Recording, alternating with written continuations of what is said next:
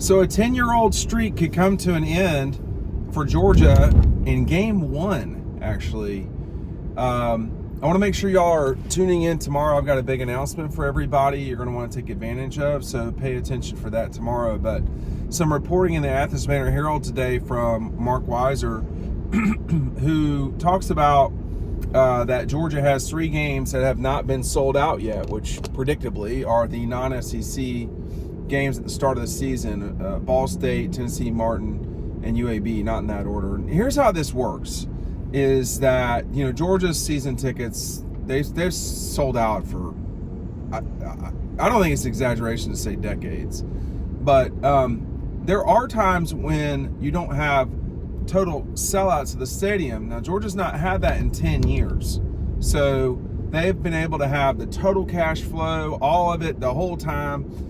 And what happens is these schools guarantee a particular amount of tickets, or they're offered a particular amount of tickets. It depends. It can be as many as 6,000 or as few as like 2,000. When the schools don't sell the tickets, they send them back to the larger institutions. So Georgia, Florida, South Carolina, whoever, when they're playing Wofford or East Tennessee State, they have until about July 4th, and then they'll lump the tickets back onto the schools, the bigger schools. So now what's happening is Georgia, I don't know about feverishly, but Georgia's trying to get rid of a few thousand tickets at the start of the season. Maybe, you know, it could be as many as 10,000 over 3 games. It would be very abnormal for Georgia not to have a sellout. Again, they've not had anything other than a sellout for every single game. Every single game. They played Missouri in 2015 at home. Every single game they've had a sellout since the second game in 2012, which was a night game against Florida Atlantic. So my suspicion is that they'll get this done. But tickets are a really important part of athletic departments, of ticket, revenue from those. Obviously, just having people in seats. Those are really important, and Georgia's really never had a problem there. I'm old enough to remember the 90s and the 80s, but certainly in the 90s when they expanded the stadium, it got much closer to 90,000, which happened in 2003. But in the 90s when they were at 87,000 or whatever it was, 88,000, it was... They sold out consistently in the 90s as well, and they were not the program they are now. And I think that it's such a cultural thing to follow Georgia, to be in the stadium, all that. Georgia's very fortunate that they can pull that off. Everybody's not doing that. Make sure you're picking up double dogs today. Again, this deal is changing tomorrow, so when you get double dogs, you get our 2023 preview included. Georgia had a huge 5-star commitment last night, and that was big news. Our friends at Red Zone are really helping us with this. Make sure that you're around tomorrow. I've got a big announcement. Y'all are going to be interested in. If you bought a book, if you're interested in Dog Post, the website, you want to stick around tomorrow. I've got a really good thing that it's going to be unleashed tomorrow. But in my time covering Georgia, which dates back to the beginning of Mark Richt's time at Georgia, the first game I covered was in 2001. Georgia's never had a problem with crowds or with fans as it relates to them going to games. And I think part of me, I was talking with somebody at Media Days, I don't think we realize sometimes how big, not just Georgia, but the SEC itself is, because the amount of attention, passion, all of it that you get in this league is just so significant. This camera's shaking more than I would like. I might have to put something up here. And I think that people, they're not used to that. They don't understand, when you're not from the league. I think it will surprise Texas and Oklahoma. I think they will there will be a moment in time where they'll realize, yeah, the Big 12 is a big deal, no doubt. It is. It's a major conference. It's produced, national champions, and for a while there had the dynasty, which was Nebraska. It became, when the Big 12 formed was when Nebraska died. But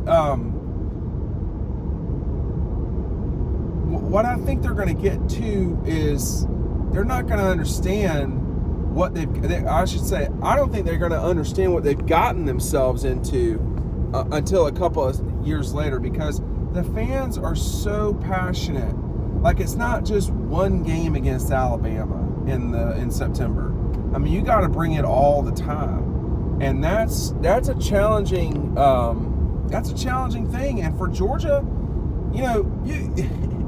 in the last 10 years plus, they have brought their fans. You have to remember, y'all, some of this was during some really bad times at Georgia. 2013 was a year where Georgia essentially imploded because of injuries. I mean, it was just, they were not a great team, but whatever hope they had of being really good just went away at Tennessee. I mean, it just was gone, They had already beaten top 10 LSU, top 10 South Carolina in September. And their season just, imploded. And then, when you think about 2015, that was about as rough a time as I've ever been around Georgia. This past 6 months has not been good either, with the off-the-field death of two people in the organization, everything that's gone along with that, as well as the speeding tickets, which has just been out of control. But I think the health of the program in 2015 was really bad. And during all that time, Georgia sold out all those games in 15 and 13. It's easy to do it when the team is doing well. It's the bad times or the hard times. That's when I think fan bases really show if they're elite or not, for lack of a better term. And I've been around the block long enough to see when Florida's not good, they don't bring it. Not the way that we're used to when they're really good. When they're really good, Florida's got that's a tough wall to go up against. Alabama, I think, for the most part, sticks with it. I don't think they travel like Georgia fans, though. I gotta say, it's not the same. Tennessee, we've seen bad with Tennessee, and it got pretty thin. It got pretty thin at Tennessee, and they have, thankfully for them, rescued that, it looks like. But it got bad at Tennessee. I mean, look at Georgia Tech. It's a train wreck. Auburn, I think Auburn does a pretty good job of fandom. They're always there. But, South Carolina, I remember when South Carolina, I was at the South Carolina-Clemson game where Clemson was 2 and, let me see now, I guess it had been, they'd have been 2 and 8, and they took on 0 and 10 South Carolina, and it was pathetic. I mean, the whole thing was sad, but well, we've never seen Georgia in those situations. That was not that long ago. That was in the 90s. That was in the late 90s. That was like 1999, I think, or it might have been 1998. But it's been rough out there, and through it all, Georgia has, its fans really have got to be given credit for the never-ending support that they give that program. I mean, it is insane. Think about it. Every single year Georgia brings 40,000 people to an out-of-state football game every single year. They do that, and it's not like it's like in Augusta. It's 6 hours away from campus. Whenever they play a bowl game, it's even the Sugar Bowl against Baylor before COVID. That even had a lot of Georgia fans. I mean, and that was like a game no one cared about. 0 people. So it occurred to me how great the Georgia fans are.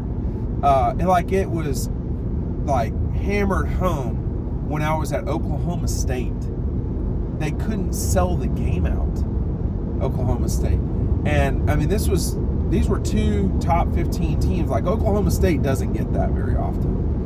And, had an SEC team come into play there. That's something you wouldn't see that now. That was a David Evans special right there.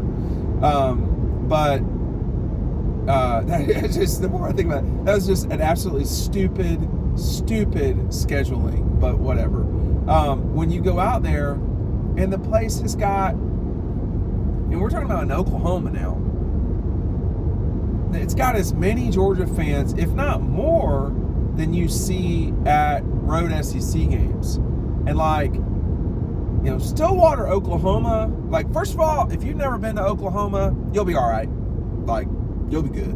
There's not much out there. But Stillwater is even worse.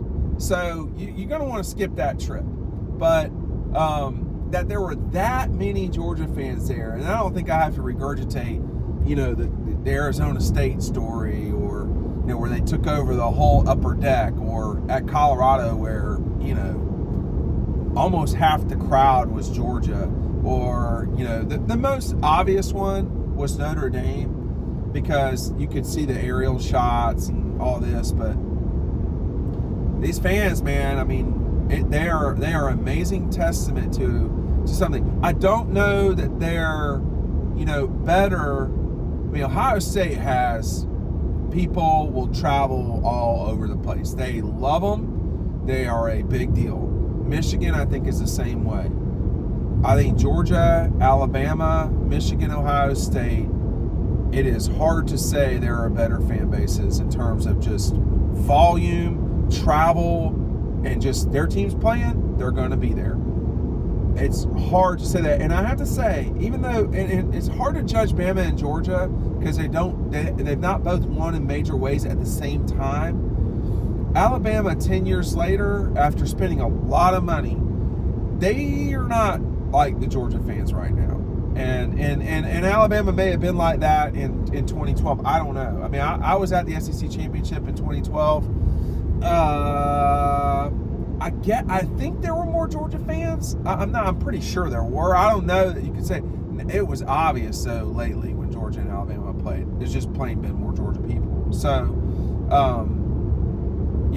but those fan bases, I don't know if anybody else in the league. People talk about how great South Carolina fans are. I mean, I think they put up with a lot for not a lot of result. And I don't think that's necessarily the same as being a great fan base. I think LSU has outstanding fans. They're very hard to deal with when you get on the ground in Louisiana. Like, what I'm saying is it's hard to play in Death Valley. Nobody else really is like that. We're going to see with Tennessee if they can continue to win like this. But I just see it at Georgia all the time. In Florida, it's not the same. Auburn, they're great at home. They're great fans at home. But I don't know if they really travel. It doesn't look like it when they play in bowl games necessarily.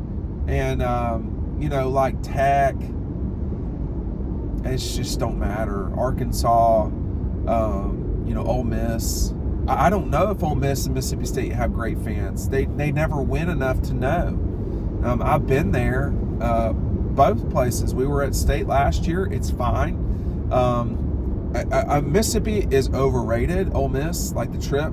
I don't know why. I mean, I guess people are like kind of getting their Confederacy on or something. To me, it's not that great. But whatever. I mean, it's a small town in the middle of Mississippi that, you know, they hang chandeliers when they tailgate. Seems pretty unnecessary to me, but that's me. I don't really care about it. I don't tailgate, so I don't care. So if you say, well, that's what you're missing out on of it, well, then you're saying that about South Carolina too. I mean, they just have, you know, cabooses that they sit in. So everybody's got their whole thing. But Georgia folks travel. They're kind of undefeated at that. I've gone on way too long here, but, you know, all the places in the league are special. All the places, you know, have their own little thing. Auburn, Ole Miss, LSU for sure, Tennessee, even Kentucky.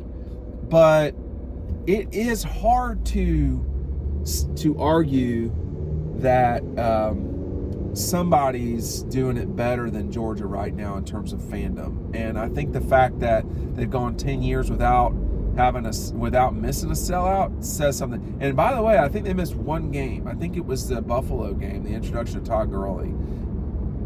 I think before that, they had run like 100 games before that. It was some crazy number, something like that. Thanks for watching.